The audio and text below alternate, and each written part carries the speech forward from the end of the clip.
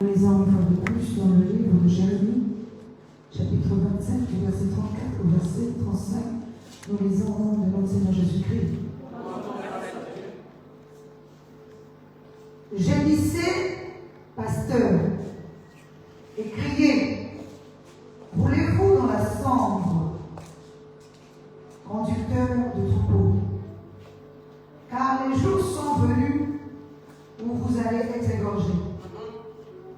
Je vous briserai et vous tomberez comme un vase de prix. Plus de refuge pour les pasteurs, plus de statues.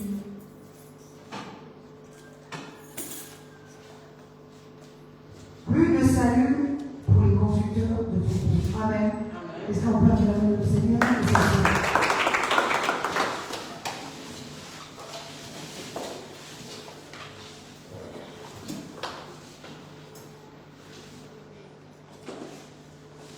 Alléluia. Comme vous le savez, notre thème de cette année, c'est le refus de la grâce, tiré de Genèse chapitre 1, verset 25. Amen. Et ce mois, nous sommes en train de parler du refuge. Le thème général de ce mois de novembre, c'est le refuge. Le sous-thème de ce matin que je vais commencer à décortiquer, c'est perdre son refuge. Je voudrais que tu répètes après moi, perdre son refuge. Amen. Alors nous allons continuer à définir le refuge. Comme vous le savez que physiquement, je vous ai dit que le refuge physique représente un abri. Amen. Alors on se cache. Mais lorsque nous ramenons cela, spirituellement, cela représentait aussi la vie. Or, la vie, il y a deux sortes de vie. Il y a la vie éphémère et la vie éternelle. Alors, ce sont ces deux vies qui sont des refuges. Alléluia. Mais les refuges pour qui? Pas pour notre corps, mais pour notre esprit. Amen. Parce que vous savez comme moi que nous avons deux êtres, même trois on va dire, mais nous avons l'être intérieur et l'être extérieur. Nous avons aussi l'être suprême qui est Dieu en nous. Donc, c'est comme quelqu'un qui dira, si je vois la sœur Chanel ici debout, je veux voir juste un côté d'elle. Mais en réalité, devant elle, il y a encore une autre elle. Amen. C'est pas ça. Alléluia. Parce qu'au-dedans d'elle, il y a son esprit. Il y a aussi son âme. Il y a le corps, qu'on voit, donc le corps physique. Mais au-dedans d'elle, il y a aussi l'esprit. Il y a aussi l'âme. Il y a aussi, comme je dis, l'être suprême maintenant. Ça va être la divinité en nous. Et c'est ce qui fait que nous avons les quatre formes de l'homme. Les quatre formes de la divinité aussi. Alléluia. Est-ce que tu peux acclamer?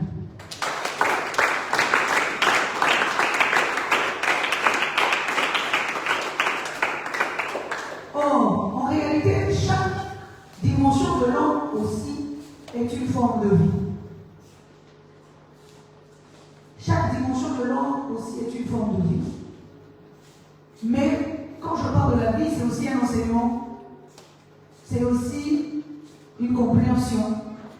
Donc chaque dimension de l'homme nous enseigne quelque chose. C'est pour ça que chacun de nous, tel que nous sommes ici, il y en a ceux qui font partie du corps, il y en a ceux qui font partie de l'esprit, il y en a ceux qui font partie de l'âme, il y en a ceux qui font partie de la divinité, mais chacun a une empreinte, a une image qu'il porte. Ces images ne sont pas les images physiques. Mais or, Dieu veut que nous tous puissions porter la même image. nous puissions porter la même image, mais dans toutes les dimensions de l'homme. La seule image qui nous est favorable, c'est l'image de notre Dieu ou encore du Seigneur Jésus-Christ. Parce qu'il est dit, faisons l'homme à notre image et selon notre ressemblance. Donc, toutes les dimensions de l'homme doivent porter l'image du Christ. Pas l'image de l'homme, pas l'image de l'aigle, pas l'image du veau ou du lion, mais l'image de Christ. Alléluia. Amen. Alors, avant que je ne rentre dans le vif de mon sujet, c'est-à-dire décortiquer le thème de ce matin, Père de son refuge, je voudrais d'abord nous emmener dans Matthieu chapitre 2, si on peut lire ça, versets 13 à 15.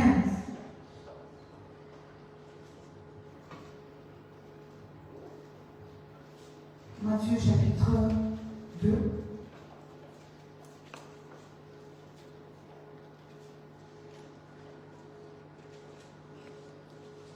Verset 15, 13 à 15. Nous lisons dans le nom de Seigneur Jésus. Lorsqu'ils furent partis, voici un ange du Seigneur apparu en songe à Joseph et dit: Lève-toi, prends le petit enfant et sa mère, fuis en Égypte et restez-y, jusqu'à ce que je te parle, car Hérode cherchera le petit enfant pour le faire périr. Joseph se leva, prit de lui le petit enfant et sa mère, et se retira en Égypte. Et il resta jusqu'à la mort d'Hérode, afin que s'accomplisse ce que le Seigneur avait annoncé par le prophète: j'ai appelé mon fils hors d'Égypte. Amen. Alors, je voudrais dire à quelqu'un, par rapport à ce passage, que le Seigneur Jésus, lui-même, il incarnait la vie en abondance. Alléluia. Il incarnait la vie en abondance. Mais à un moment donné, la parole dit que lorsqu'il est né, Hérode a commencé à traquer Jésus, ou encore voulait faire périr cet enfant. L'ange a apparu à Joseph pour dire: prends l'enfant et sa mère, va les cacher.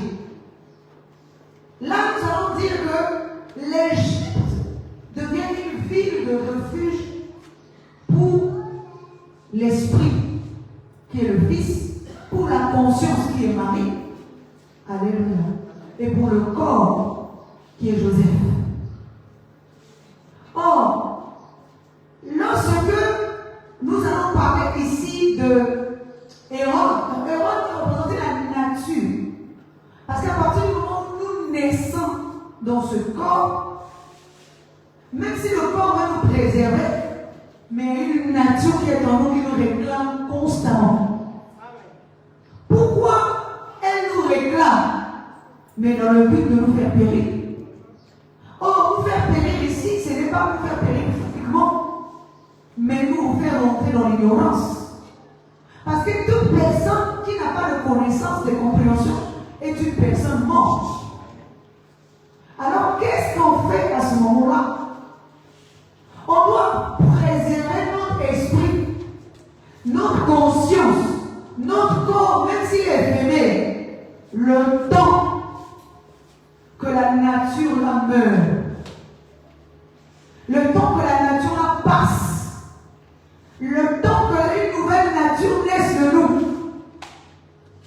Parce que tant que nous sommes dans la première nature, elle va continuer toujours à nous réclamer.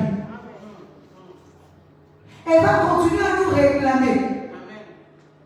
Pourtant, nous ne voulons pas, peut-être. C'est pour ça que vous voyez des fois dans la vie, il y a certaines personnes qui ne veulent pas faire certaines choses, mais à un moment donné, elles arrivent à faire, ces personnes arrivent à faire ce qu'elles ne veulent pas faire.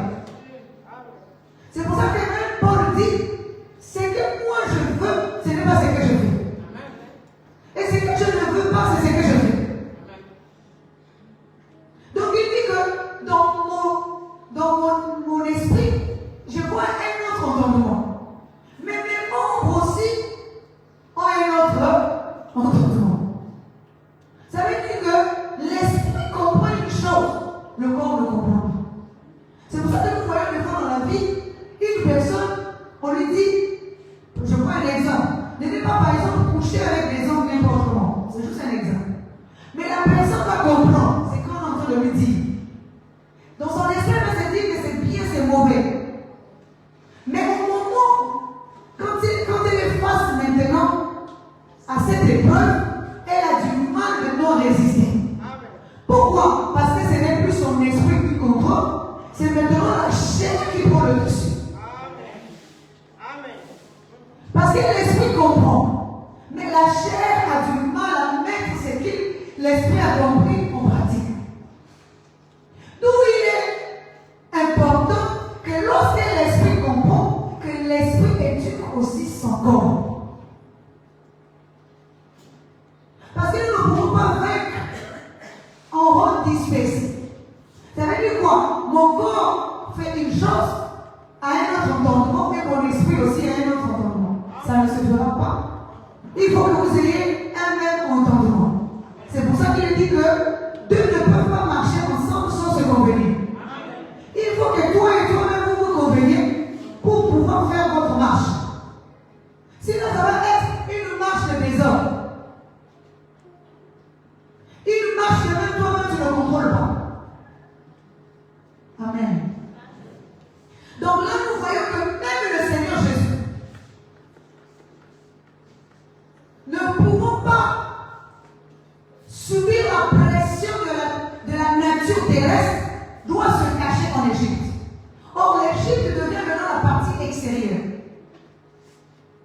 Jusqu'à un temps donné, pour ne pas que à l'intérieur, il y a une nature qui est en train de vouloir se gripper, vouloir le saisir, il est obligé de se cacher. Donc l'Égypte devient une ville de refuge pour lui. Une ville de refuge pour son père. Une ville de refuge pour sa mère, qui est conscient de ses corps. Amen. Il y a des moments où il faut se cacher dans la vie. Je ne parle pas de se cacher de manière physique. Parce que tu peux aller te cacher même physiquement, quelque part. Mais si ta nature qui est en toi ne change pas, cette cachette ne servira à rien. Quand on dit de se cacher, ça veut dire que je dois me cacher de la nature qui est en train de me poursuivre. Je dois m'éloigner de cette nature qui est en train de me poursuivre. Parce que je ne veux pas qu'elle me voie. Je ne veux pas qu'elle me touche. Je ne veux pas qu'elle me saisisse. Je ne veux pas qu'elle m'oblige à faire ce qu'elle veut. Je ne veux pas l'obéir. Je ne veux pas. Amen. Je ne veux pas obéir à la nature terrestre. Vous savez, pendant longtemps, c'est pour ça que je ne veux pas, quand nous prenons des décisions, il faut les prendre radicalement. Amen. On ne fait pas des va-et-vient entre l'esprit et le corps. On est soit un enfant ou soit un adulte. Si nous sommes un enfant, nous mangeons comme un enfant, nous raisonnons comme un enfant. Mais lorsque nous devenons un adulte spirituellement, il faut que l'enfant qui est en nous puisse disparaître. Or, l'enfant qui est en nous, c'est cette nature-là qu'il faut qu'on fasse disparaître en nous. L'enfant, c'est la nature terrestre qui est en nous. Notre esprit ne va pas demeurer enfant. Là, je m'adresse aux enfants. Notre esprit ne doit pas demeurer enfant. Nous devons devenir des adultes spirituellement. Des enfantillages. Vous devez arrêter. Parce que quand un esprit grandit, il y a des choses qu'il ne fait plus.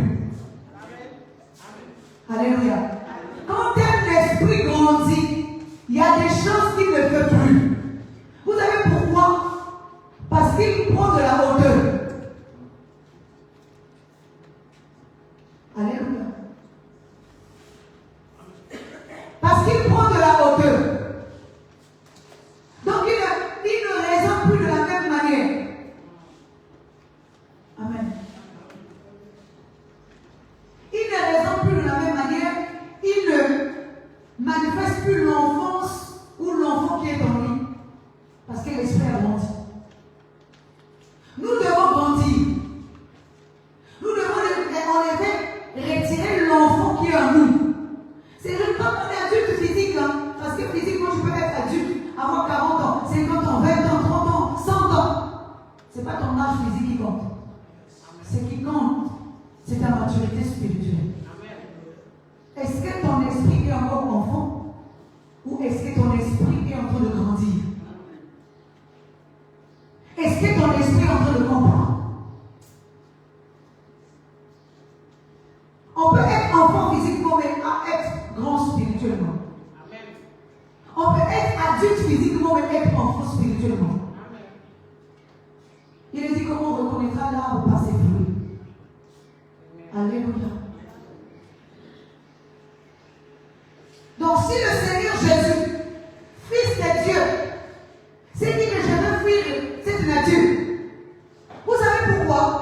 Parce qu'à ce moment-là, il était encore enfant. Amen. Parce qu'enfant, on peut saisir cet enfant. Mais à partir du moment où il va grandir, il ne peut plus.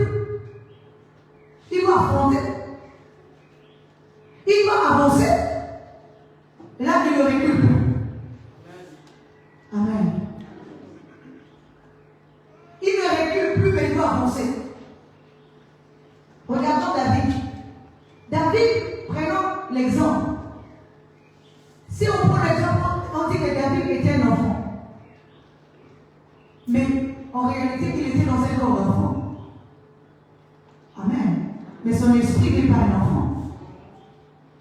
Parce que pour vaincre Daniel et Goliath, pour comprendre comment c'est vaincre des Goliath, il faut que tu sois mature.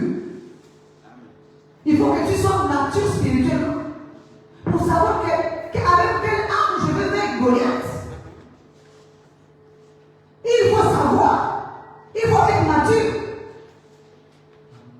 Alléluia. Il faut être mature. Avec quelle arme tu vas vaincre. C'est pour ça que nous n'utilisons pas n'importe quelle arme pour vaincre le mal. Nous devons savoir avec quelle arme vaincre le mal. Or, être mature, c'est avec quelle arme vaincre le mal. Ce n'est pas en rendant le mal par le mal qu'on va vaincre le mal. Alléluia.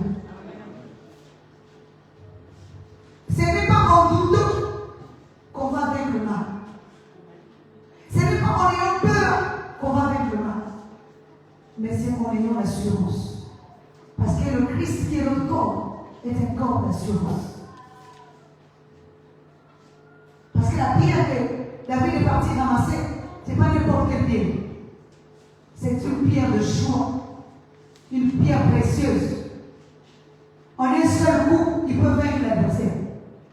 Cette pierre est représentée par le Christ. C'est le corps de la perfection. Le corps de l'élévation et du nouveau soi. Amen. Est-ce que tu peux acclamer très fort?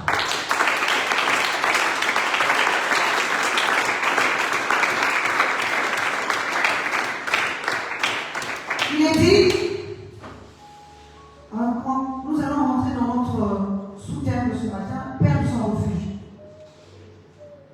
Dans le passage que nous avons lu,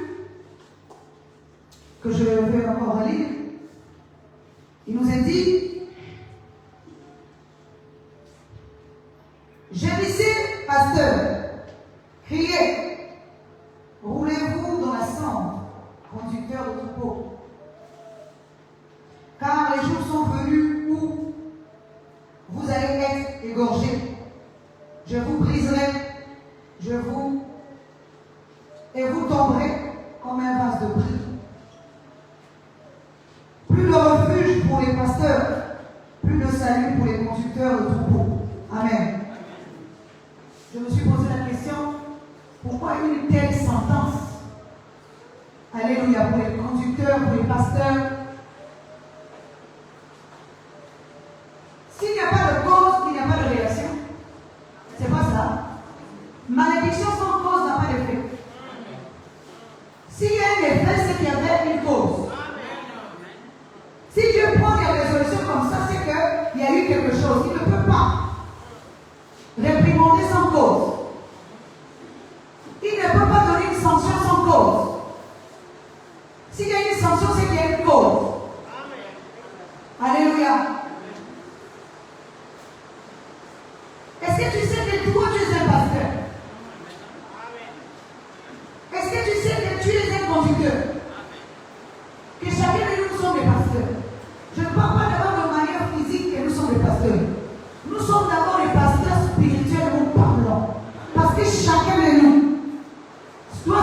conduire lui-même d'abord. Chacun de nous doit se conduire lui-même. Il est d'abord son propre pasteur. Chacun de nous est son propre pasteur. Parce que moi, pasteur, lorsque je prêche, je ne rentrerai pas jamais au-dedans de toi pour venir t'imposer quelque chose. Il faut que ta conscience devienne ton pasteur. Il faut que ta conscience commence à t'éduquer, à t'orienter, à t'enseigner. Tu es d'abord ton propre pasteur. Je suis ton pasteur extérieurement, mais à l'intérieur de toi, tu es un pasteur. Toi-même, tu es ton propre pasteur. Au-delà de toi, tu es un troupeau que tu conduis. Parce que tous les membres de ton corps, alléluia, est-ce que vous savez que chaque corps a des membres? Ce qui veut dire que même toi, tu es les membres que tu vas discipliner. Tu vas discipliner ton oreille pour ne pas entendre tout et n'importe quoi. Tu dois discipliner ton oreille pour ne pas entendre tout et n'importe quoi. Tu es ton propre pasteur. Tu es un troupeau. Ton troupeau, c'est tous les organes qui sont au-delà de toi. Tu as les oreilles que tu dois discipliner. Tu as la bouche que tu dois discipliner. Ah oui, il y a des choses qu'il ne faut pas dire. Ça va te rattraper. Tu as les pieds aussi que tu dois discipliner. Où emmènes-tu tes pieds? Où encore, où tes pieds t'emmènent que toi? Parce que ce sont tes pieds qui peuvent t'emmener. Regardez, tu es à la maison tranquillement et tes pieds commencent à te dire non, aujourd'hui là, il faut qu'on aille voir un tel. Tu ne veux même pas un problème. Tes pieds commencent à te lever. Par contre, là où tu es en train de partir là-bas, tu vas rencontrer quelque chose de mauvais. Pourquoi? Parce que tu as écouté tes pieds. Chaque oreille s'exprime en nous. Les oreilles aussi qui veulent entendre, elles entendent aussi tout et n'importe quoi. Elles veulent toujours être aussi là où on est en train de faire du Congo. Parce que l'oreille se nourrit de toutes ces futilités. Mais l'oreille qui est disciplinée ne veut pas être là où il y a les Congosa. L'oreille qui est disciplinée veut être là où on va lui donner la vie. Ah oui. Les yeux aussi, il faut les discipliner. Qu'est-ce qu'il faut voir, qu'est-ce qu'il ne faut pas voir? Parce qu'il y a des moments où même si tu vois deux frères en train de parler, tes yeux, au lieu de voir juste où il y a une seule en train de parler, au lieu de avec une autre, au lieu de voir juste une causerie simple, toi, tes yeux vont voir autre chose. Alléluia. Tes yeux vont voir autre chose. Le ciel de quelqu'un d'autre voit autre chose, mais tes yeux à toi te montrent autre chose. Parce que tes yeux ne sont pas disciplinés. Tes yeux voient ce que les autres ne voient pas. Les yeux qui marchent avec le mal vont toujours voir le mal. Amen. Oh, il m'a regardé d'une manière. Oh, il a fait ceci. Pourquoi? Parce que ce sont tes yeux qui regardent toujours. Et tes yeux te vont dire qu'il t'a regardé bizarrement. Parfois, il n'a même pas regardé bizarrement. Mais tes yeux voient tout et n'importe quoi. Et t'enseignent aussi ce qui est mauvais. Parce que tu ne les as pas disciplinés. Tu es un mauvais pasteur. Alléluia. Amen. Ta bouche te dit quoi? Est-ce que tu sais que ta bouche peut donner la vie à quelqu'un? Comme peut faire mourir aussi une personne. Je ne parle pas de manière physique que tu peux faire mourir une personne, mais de manière spirituelle. Ça dépend de ce que tu es en train de dire aux autres. Ça peut avoir un esprit. Ça peut relever un esprit. Est-ce que vous comprenez? Ça peut avoir un esprit comme ça peut relever un esprit. Ça dépend de ce que la bouche peut dire. C'est pour ça que nous devons contrôler la bouche. Même Jacques dit, cette langue-là, elle bénit et elle peut maudire. Ça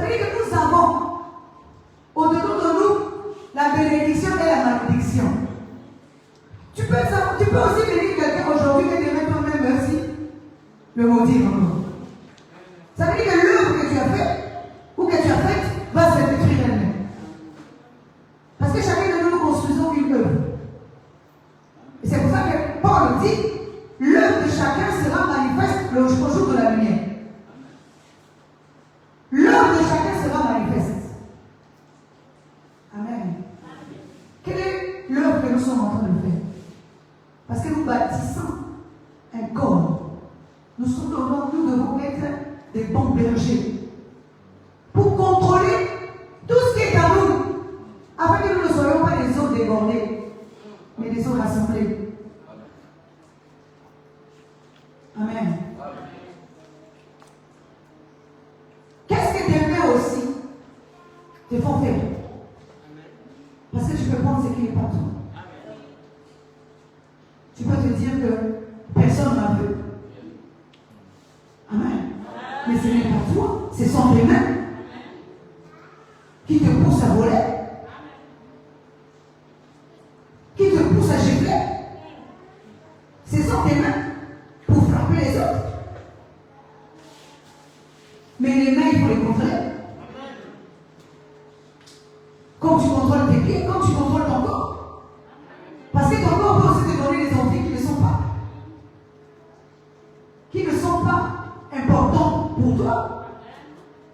Qui ne sont pas importants pour toi. Nous devons nous contrôler. Amen. C'est comme la... Alléluia. C'est comme les sentiments que nous avons. C'est comme les émotions que nous avons. C'est comme les émotions que nous avons. Les sentiments aussi, nous devons les contrôler.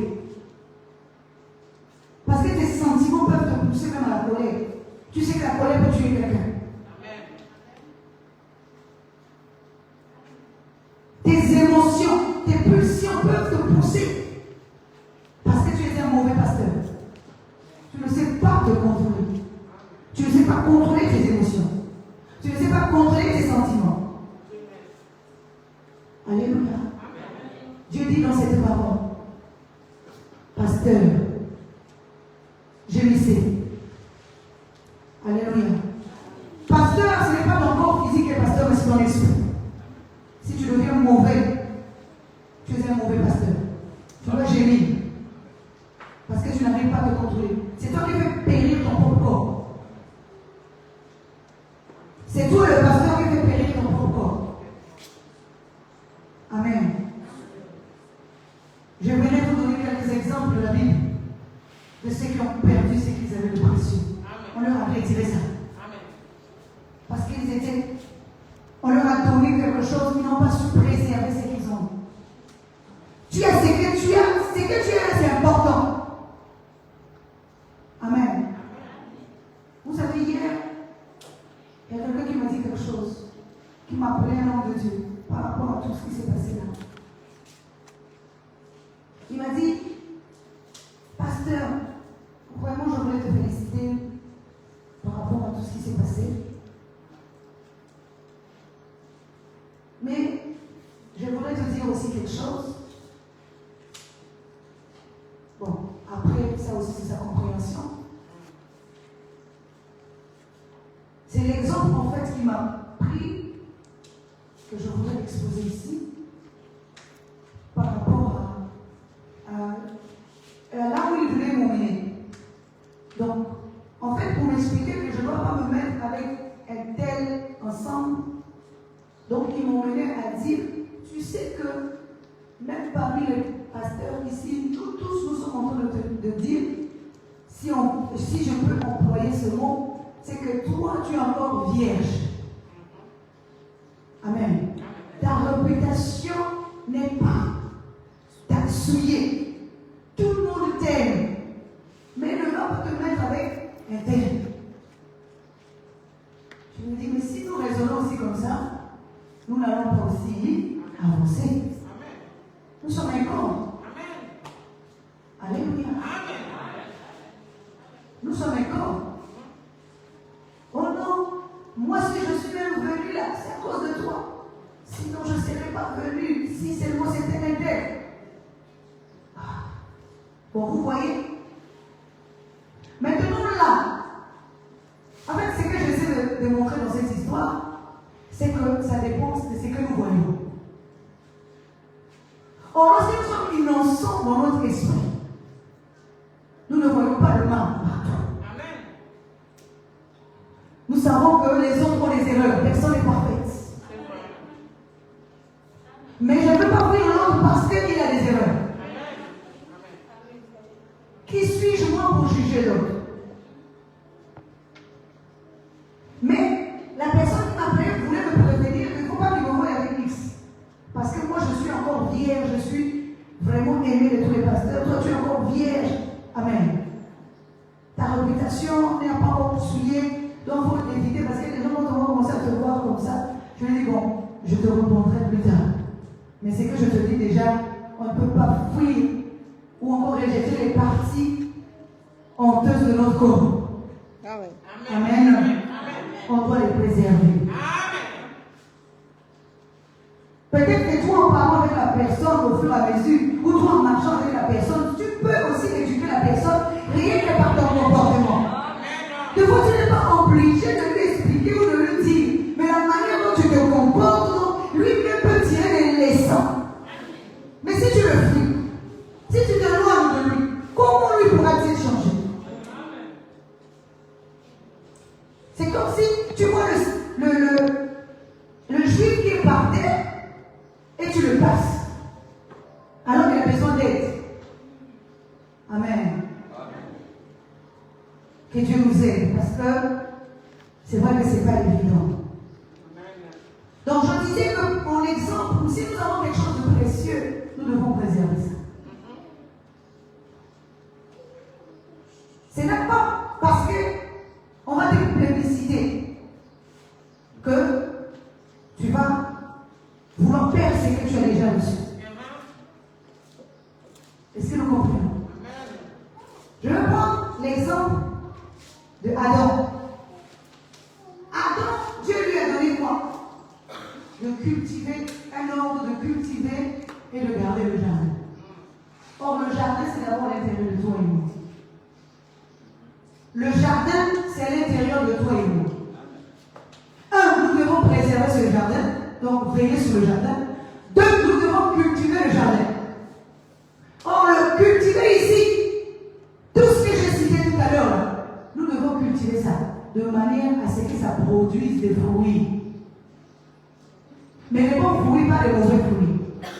Parce que Dieu ne consomme pas les mauvais fruits. Dieu ne consomme pas les fruits de la terre. Il consomme les fruits de l'esprit. Amen. Donc, lorsqu'il nous donne ça, nous devons préserver. Mais Adam n'a pas pu préserver son jardin, qui était son corps. Comme il n'a pas pu préserver, regardez comment on va le sortir du jardin. Ça veut dire qu'il va perdre un habit. Il va perdre un vêtement. C'est pour ça qu'aujourd'hui, Adam est nu.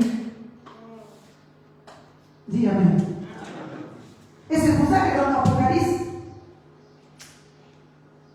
il est écrit, si je ne me trompe pas, chapitre 6, verset 14, il est écrit que je te conseille d'acheter de moi un vêtement afin que tu sois habillé et du collier afin que tu vois.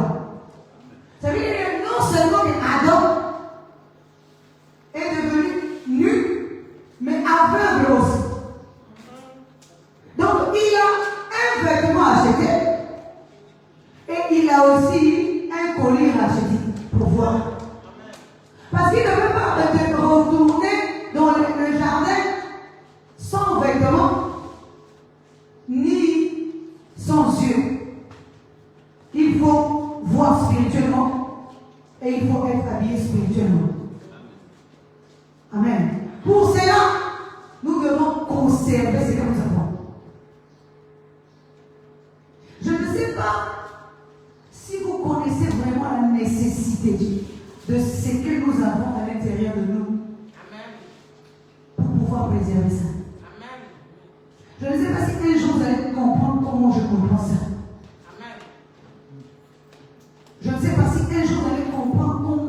comprend ça. C'est pour ça que vous voyez, je vous ai souvent dit ici, c'est pas que je ne suis pas on va dire une femme laide, non. Alléluia. Amen. Ce n'est pas que je n'ai pas besoin d'argent, non. Alléluia. Mais je veux préserver quelque chose.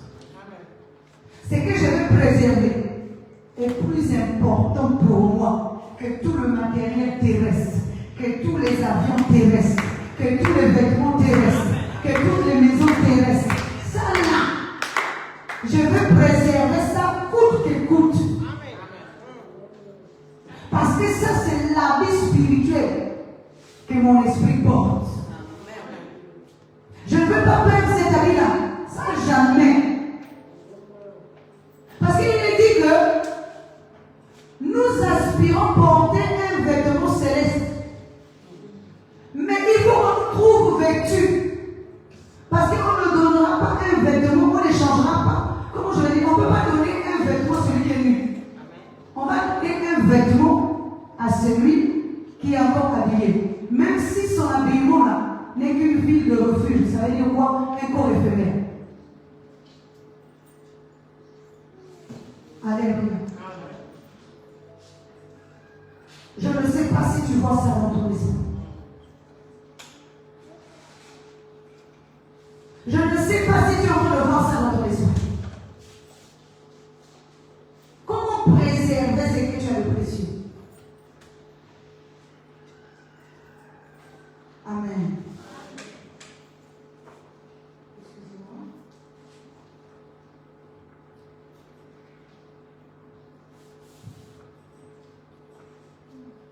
Alléluia. J'ai la transpiration qui est rentrée dans le ça pique. C'est pour ça. Alors, je disais, nous devons conserver, donc veiller sur le jardin, veiller sur ce que Dieu nous a donné. Nous devons aussi cultiver ça pour que ça produise quelque chose de nouveau. Donc, le jardin, c'est le corps éphémère. Nous devons cultiver ça de manière à ce que ça nous produise un corps éternel. Nous cultivons aujourd'hui le jardin qui est éphémère, qui est le corps actuel, afin que cela nous produise un corps éternel.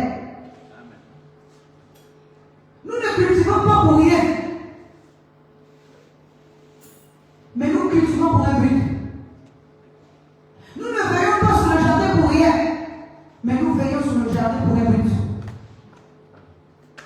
Le but, nous le finissons. Est-ce que vous savez qu'au finish, tôt ou tard, nous allons toujours mourir physiquement? Parce que lorsque nous vivons comme si nous allons vivre éternellement sur cette terre, nous sommes en train de faire ce fausse route. Notre esprit doit avoir une pensée qu'il ne vit pas éternellement sur cette terre, qu'il est juste de passage. C'est à ce moment-là que tu feras réellement attention à ce que tu dis, à ce que tu fais, à ce que tu vois, à ce que tu entends. À comment placer tes actes. Parce que tu sais que tu es de passage. Qu'est-ce que tu laisseras comme héritage sur ton passage? Alléluia. Quel est ton héritage que tu laisseras? Amen. Nous prenons aussi l'exemple du serpent. Hier, je parlais ici des pieds du serpent. Pourquoi le serpent a-t-il perdu ses pieds? Parce que les pieds, c'est hauteur. Quand j'ai les pieds, je suis en hauteur. Quand je n'ai plus les pieds, je rampe. Donc, je suis dans la bassesse. Vous savez que le serpent avait une hauteur. On lui enlevait la hauteur. Pourquoi? Parce qu'il a fait périr une conscience et un corps. C'est pour ça que... Est-ce que vous savez que le serpent, c'est un mauvais pasteur? Dis Amen. Le serpent est un mauvais pasteur, le pasteur de la mort. Pas le pasteur de la vie. Parce que lorsqu'il est en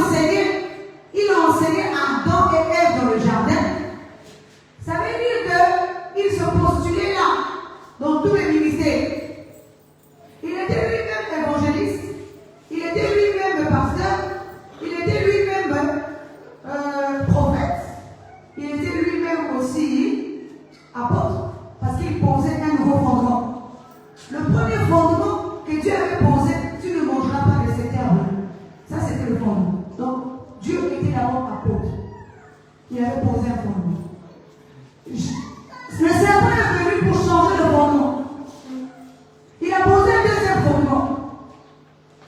Et son deuxième fondement était: si vous mangez ce arbre-là, vous deviendrez des dieux. Alors qu'ils étaient déjà des dieux.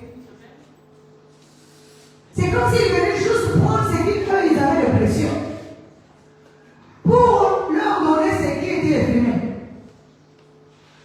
Vous deviendrez des dieux. C'est là que nous comprenons que lorsqu'il pose son fondement, il est aussi évangéliste parce qu'il est en train de vouloir les emmener vers lui. Donc, c'est un évangéliste. Il pose un fondement, il prêche. Dans le but de faire quoi? De sortir l'homme dans un corps qu'il était, un corps éternel, pour l'emmener dans le corps éphémère. De sortir l'homme dans le corps éternel pour l'emmener dans le corps de l'éternité, pour l'emmener dans le temps. Alléluia. Il va prêcher. Le mal nous prêche. Le mal pose aussi ses fondements. Le mal a tous les ministères. C'est un prédicateur. C'est pour ça que tous ceux qui entendent dans la rue, ils entendent les prophètes de la rue. Dans la rue aussi, il y a les prophètes. Or, les prophètes de la rue ne sont pas les prophètes de Dieu. Les prophètes de la rue sont les prophètes de Satan. Alléluia. Les prophètes, tout ce que tu entends dans la rue, ça ne vient pas de Dieu. Parce que Satan aussi est prophète. Une fois qu'il va, comment je vais dire ça? Une fois qu'il va arriver à te vaincre, il va aussi demeurer là, il ne quittera pas l'arbre, il va rester. Parce que là, il joue le rôle du berger. Or, le berger, c'est un pasteur qui veille sur la brebis. Puisqu'il vient de convertir, alors il est. Il a maintenant un peuple. Alléluia. Il est le pasteur, il reste. Amen. Il reste, il a converti. Il demeure, il est en train d'enseigner. Son enseignement continue à demeurer. C'est pour ça que je vous ai dit, faisons attention à ce que nous entendons. Amen. Prenons un autre exemple. Il dit que Saoul, fils de Kis, est en train de rechercher les ânesses de son père. À un moment donné, il est allé quelque part, il dit qu'il va rencontrer les prophètes dans la rue qui étaient en train de prophétiser. Et lui aussi, il se mettra à prophétiser. Amen. Je voulais qu'on acclame la pour cette parole.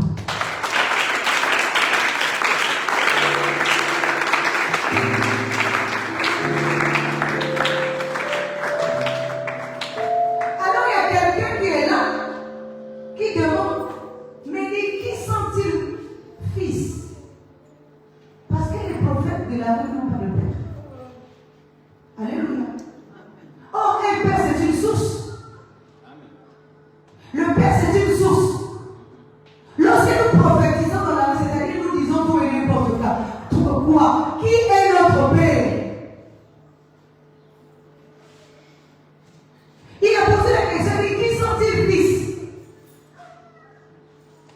Ça veut dire de quelle source sont-ils nés? Les prophètes de la rue n'ont pas de père, n'ont pas de source. Et la plupart du temps, c'est ceux-là que nous écoutons. Nous écoutons tout le père du mensonge. Amen. Parce que dans tout ce que nous entendons, on va dire qu'il y a 80% de mensonges qui sortent de je ne sais pas d'où. Des fois, les choses, même toi et moi, nous entendons, même des fois, toi-même, le propriétaire du corps, tu es surpris. Tu as dit quoi? Mais ils ont eu ça. C'est comme si tu te connaissais toi mieux que toi-même. Amen. J'ai quelqu'un qui me disait qu'une fois il avait écouté le pape dire, je suis, des fois, si je veux apprendre que je suis malade, il faut que j'ouvre la radio. C'est à la radio qu'on va annoncer que je suis malade. Donc même moi-même, je ne suis pas au courant que je suis malade, mais la radio annonce que je suis malade.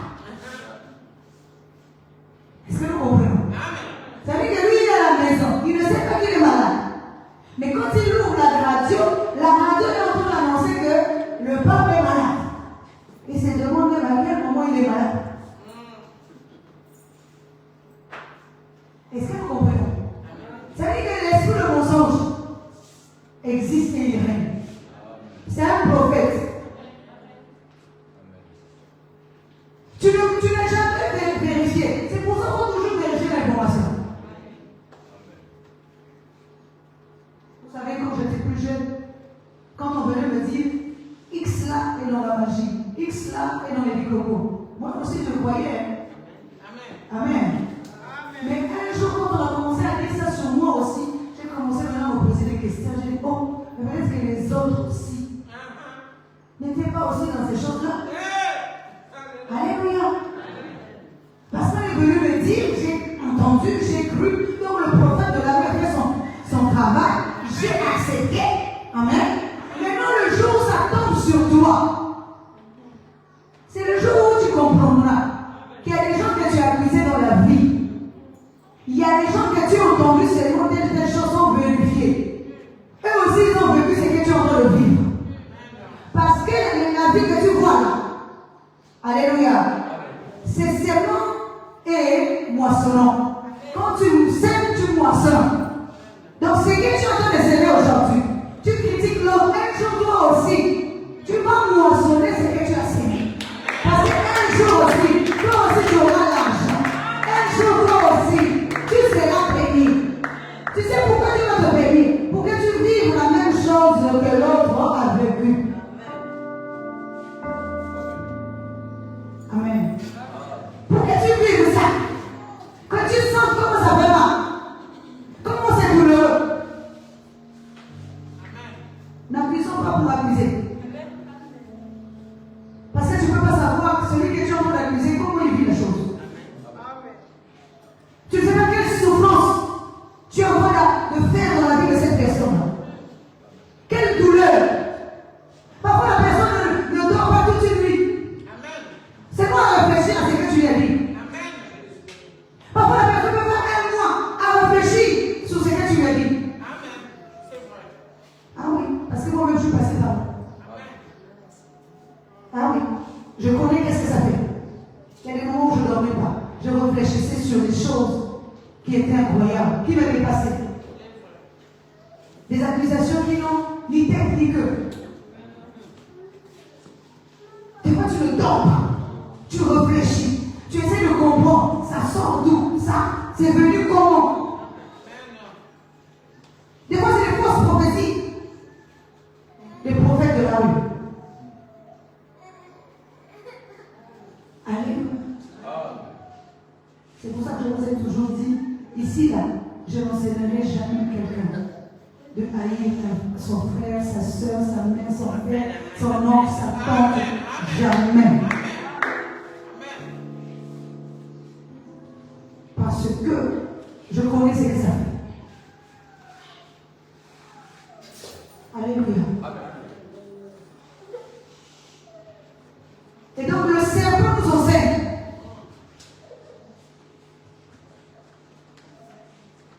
Et nous devons savoir ce qui est important. Je voudrais aussi vous parler de Samson. Pourquoi Samson a perdu ses cheveux?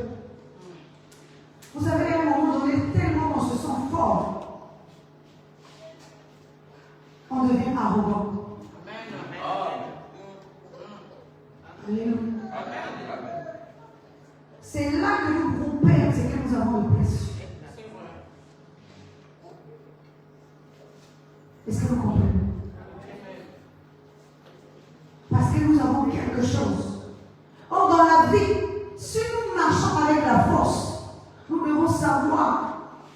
qu'il y aura toujours un plus fort que nous. Ah oui. Si nous marchons par la force, il y aura toujours un plus fort que nous.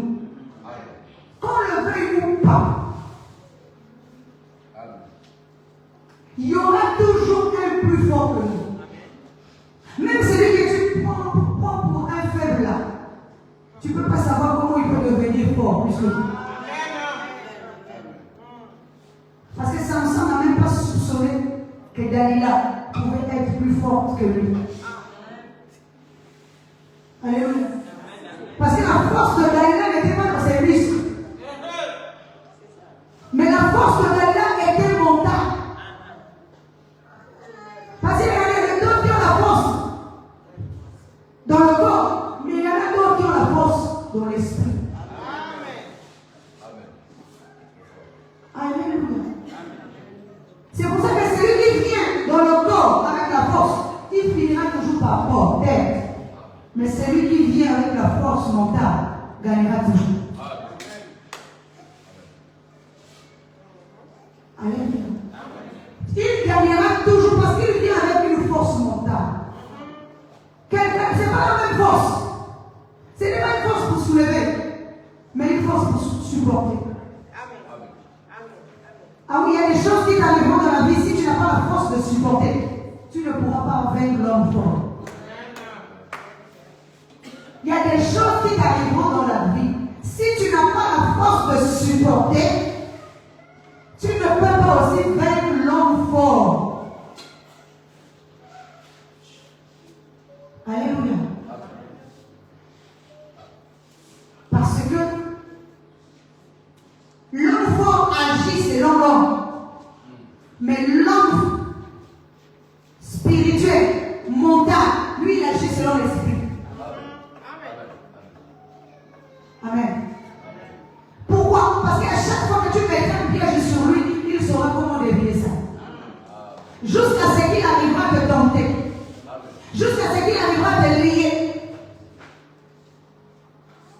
Alléluia.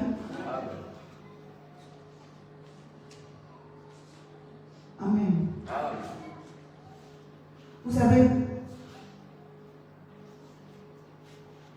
Dieu a tout mis devant nous pour que nous ayons à comprendre comment nous devons marcher dans la vie.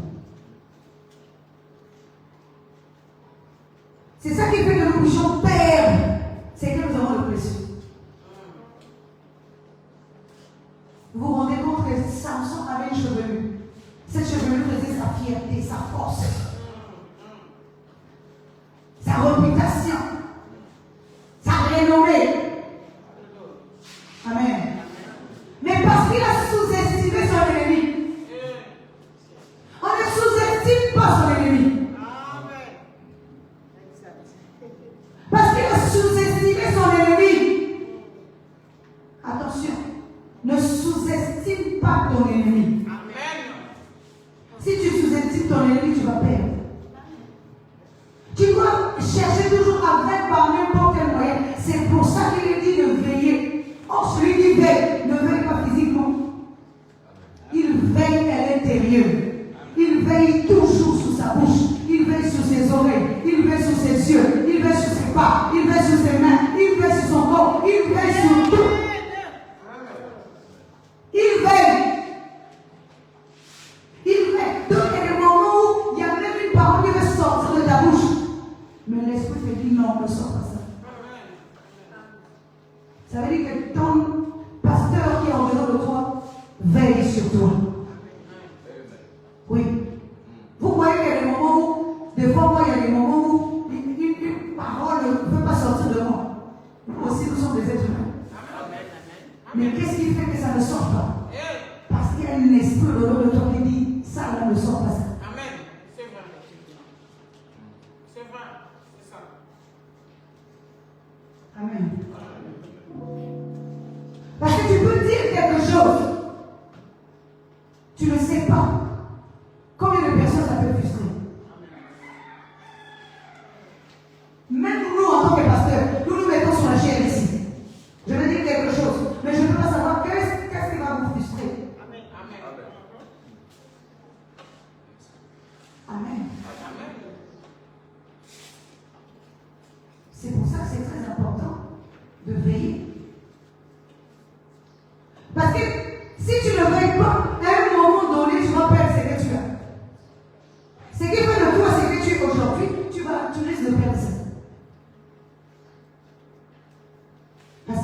sais pas veiller sur ça.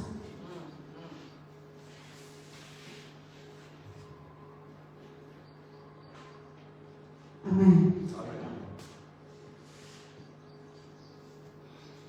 Donc le Seigneur, ce matin, est en train de nous interpeller. Nous pouvons perdre notre refuge.